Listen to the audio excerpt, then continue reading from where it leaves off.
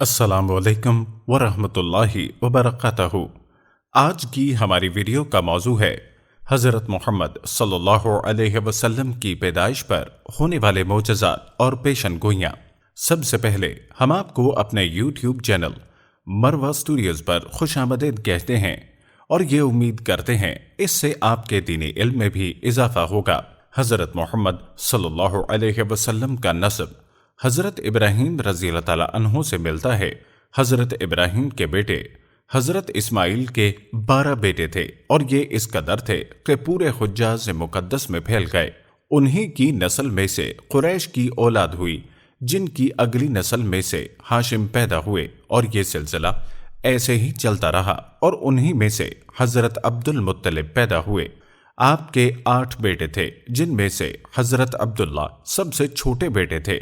حضرت عبداللہ بچپن ہی سے خوبصورت اور پاک دامن تھے، اسی وجہ سے قریش کی بہت سی لڑکیاں آپ سے شادی کرنے کے لیے تیار تھیں، مگر آپ کی شادی حضرت عبد المطلب نے حضرت آمنہ سے قرار پائی۔ شادی کے وقت آپ کی عمر 18 سال تھی۔ ایک مرتبہ حضرت عبداللہ اور آپ کے والد کہیں جا رہے تھے تو راستے میں کعبے کے پاس ایک عورت بیٹھی نظر آئی۔ وہ عورت ورقہ بن نوفل کی بہن تھی۔ یہ قریش کے بہت بڑے عالم تھے۔ اس نے ورقہ بن نوفل سے یہ سن رکھا تھا کہ اس زمانے میں اللہ کے نبی کی پیدائش ہوگی، اور نشانی یہ ہوگی کہ اس نبی کے والد کے چہرے پر نبوت کا نشان ہوگا۔ جو ہی اس عورت نے حضرت عبداللہ کو دیکھا تو اس کو اپنے بھائی کی کہی ہوئی بات یاد آ گئی، تو اس نے ایک دم کہا، اگر تم مجھ سے شادی کرو گے تو میں تمہیں 100 اونٹ دوں گی۔ یہ سن کر حضرت عبداللہ نے کہا، میں اپنے باپ کے ساتھ ہوں اور ایسا نہیں کر سکتا۔ حضرت آمنہ سے شادی کے بعد جب آپ ماں مرنے والی تھیں تو آپ فرماتی ہیں، میرے پاس ایک فرشتہ انسانی شکل میں آیا۔ اس نے کہا، تمہیں معلوم ہے تم اس امت کے سردار اور نبی کی ماں بننے والی ہو۔ دوسری مرتبہ وہ فرشتہ اس وقت آیا جب نبی صلی اللہ علیہ وسلم پیدا ہونے والے تھے۔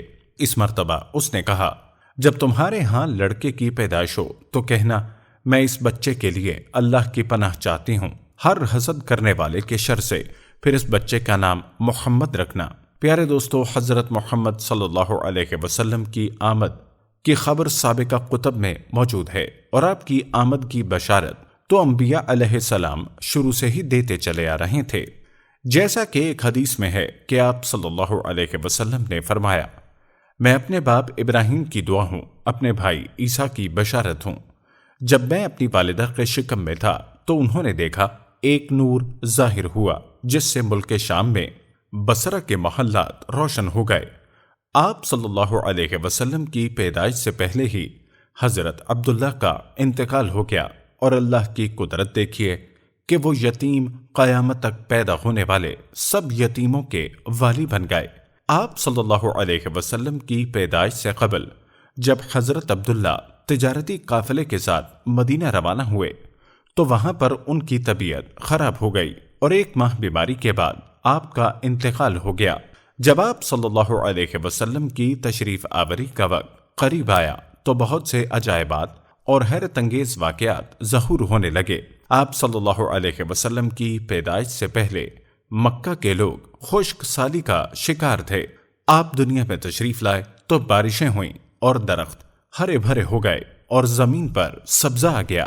آپ صلی اللہ علیہ وسلم کی تاریخ پیدائش کے بہت سے اقوال ملتے ہیں، لیکن یہ بات ثابت ہے کہ آپ ربیع الاول میں پیدا ہوئے اور دن سوموار کا تھا۔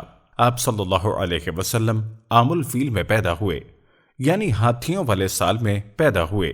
اس سال کو عام الفیل اس لیے کہا جاتا ہے کہ اس سال ابرہہ نے ہاتھیوں کے ذریعے مکہ پر چڑھائی کی۔ آپ صلی اللہ علیہ وسلم کی پیدائش اس واقعے کے کچھ دن بعد ہوئی۔ واقعہ کچھ اس طرح ہے کہ یمن کے علاقے میں ابرہہ نامی ایک حاکم تھا۔ اس نے دیکھا کہ عرب کے لوگ کعبے کا ادب کرتے ہیں اور دور دراز سے اس کی زیارت کو آتے ہیں۔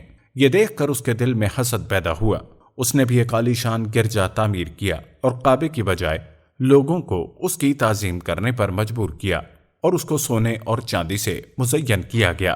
عربوں کو اس کی یہ حرکت ناگوار گزری۔ اتفاق سے اسی رات مکہ والوں کا ایک قافلہ اس گرجا کے نیچے ٹھہرا۔ اہل قافلہ نے آگ جلائی ہوئی تھی۔ ہوا کا جھونکا آیا تو آگ گرجا میں لگ گئی۔ تھوڑی ہی دیر میں وہ عمارت جل کر راکھ ہو گئی۔ جب ابرہہ کو معلوم ہوا تو بہت غضبناک ہوا اور اس نے شام اور حبشہ کے سرداروں کو خط لکھا کہ ہاتھی بھیج دو، میں اس کعبے کو ہلاک کر دوں گا۔ اور جب وہ لشکر لے کر مکہ پر چڑھائی کرنے کے لیے پہنچا تو اس نے اپنے سرداروں کو حکم دیا کہ مکے کے لوگوں کے تمام جانور قبضے میں کر لو۔ اس مارکے میں ابرہہ نے جس ہاتھی کا انتخاب کیا وہ بہت ہی طاقتور اور اونچا ہاتھی تھا۔ ابرہہ جب لشکر لے کر آگے بڑھا تو جس ہاتھی پر بیٹھا تھا اس نے آگے بڑھنے سے انکار کر دیا۔ ابرہہ اس سے نیچے اترا اور سردار نے اس کو بہت ضربیں لگائیں مگر وہ نہ اٹھا۔ مکہ کے سردار حضرت عبد المطلب کے ساتھ ہیرا کی پہاڑی پر اللہ تعالیٰ سے دعا کرنے لگے۔ ابھی لشکر آگے بڑھ رہا تھا کہ سمندر کی جانب سے پرندوں کے غول آ گئے جن کے منہ میں 3 کنکریاں تھیں، اور ان پرندوں نے کنکریوں کو لشکر کی طرف پھینکنا شروع کر دیا۔ جس کو وہ کنکری لگتی وہ وہیں پر ڈھیر ہو جاتا، اور دیکھتے ہی دیکھتے چند ہی لمحوں میں پورا لشکر تباہ و برباد ہو گیا، اور اللہ تعالیٰ نے اپنے گھر کو محفوظ رکھا، جس کا تذکرہ قرآن مجید کی سورہ فیل میں ملتا ہے۔ اس واقعے کو گزرے ابھی چند ہی دن ہوئے تھے کہ حضرت محمد صلی اللہ علیہ وسلم کی پیدائش ہوئی۔ دنیا میں آتے ہی آپ صلی اللہ علیہ وسلم روئے۔ جب حضرت آمنہ نے آپ کو حضرت عبد المطلب کو دیا تو آپ حضرت محمد صلی اللہ علیہ وسلم کو لے کر خانہ کعبہ گئے اور طواف کیا۔ اس موقع پر شیطان بری طرح چلایا۔ تاریخ اسلام میں ملتا ہے کہ شیطان 4 مرتبہ چلایا۔ ایک اس وقت جب اللہ تعالیٰ نے اس کو جنت سے نکالا، دوسرا اس وقت جب وہ زمین پر اترا، تیسرا اس وقت جب آپ صلی اللہ علیہ وسلم کی پیدائش ہوئی، اور چوتھی مرتبہ اس وقت چلایا جب آپ صلی اللہ علیہ وسلم پر سورہ فاتحہ نازل ہوئی۔ آپ صلی اللہ علیہ وسلم کے پیدائش کے زمانے میں ایک یہودی عالم مکہ میں رہتا تھا۔ ایک دن وہ قریش کی مجلس میں بیٹھا تھا تو اس نے ان لوگوں سے پوچھا، کیا تمہارے ہاں ایک بچہ پیدا ہوا ہے؟ میں جو کچھ کہتا ہوں اسے اچھی طرح سن لو کہ آج تمہاری امت کا آخری نبی پیدا ہوا ہے۔ اس بچے کی پیدائش کی علامتیں یہ ہیں کہ وہ 2 دن تک دودھ نہیں پیے گا اور اس کے کندھے پر مہر نبوت بھی ہوگی۔ اس کے بعد وہ لوگ وہاں سے اٹھ گئے اور اپنے اپنے گھروں کو چل دیے، اور جب گھر گئے تو ان کی عورتوں سے معلوم ہوا کہ آج حضرت آمنہ کے گھر ایک بچہ پیدا ہوا ہے۔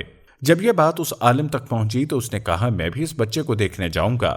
جب حضرت آمنہ نے آپ صلی اللہ علیہ وسلم کو اس کی گود میں دیا تو اس کی نظر مہر نبوت پر پڑی تو وہ ایک دم بے ہوش ہو گیا۔ لوگوں نے اسے ہوش میں لایا اور پوچھا، آپ کو کیا ہو گیا تھا؟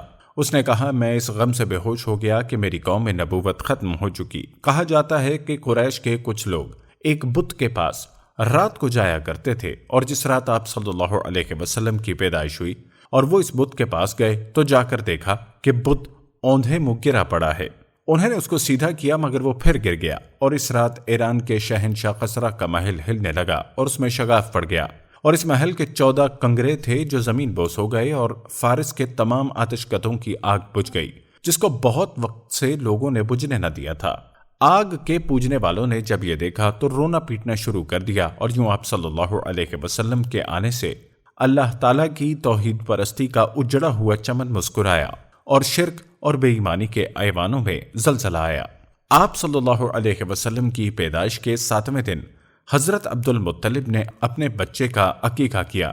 جب نام کے متعلق پوچھا گیا تو آپ نے اپنے لخت جگر کا نام محمد رکھا۔ خاندان والوں نے کہا، ان کا نام آپ نے قبیلے کے ناموں سے جدا کیوں رکھا؟ آپ نے فرمایا، یہ نام اس لیے رکھا ہے کہ میرا بیٹا بڑا ہو کر دنیا بھر کی تعریف کا مستحق ہو، اور محمد کا مطلب ہے جس کی بہت زیادہ تعریف کی جائے۔ اور جب دودھ پلانے کی باری آئی تو آپ صلی اللہ علیہ وسلم کو آپ کے چچا ابو لہب کی قنیز صوبیہ نے دودھ پلایا، جس کو آپ کے چچا نے آپ صلی اللہ علیہ وسلم کی آمد کی خوشی میں آزاد کر دیا تھا۔ حضرت صوبیہ کے بعد دودھ پلانے کی سعادت حضرت حلیمہ سعدیہ کو نصیب ہوئی، اور یوں آپ صلی اللہ علیہ وسلم سعدیہ کے گھر پرورش پانے لگے۔ معزز ناظرین، ہم امید کرتے ہیں کہ آپ کو ہماری آج کی ویڈیو اچھی لگی ہوگی۔ اگر ویڈیو پسند آئی ہے تو اسے لائک کریں، کمنٹس میں اپنے خیالات کا اظہار کریں، اور ہمارے چینل مروہ سٹوریز کو سبسکرائب کریں۔ اللہ پاک آپ سب کا حامی و ناصر ہو، آمین۔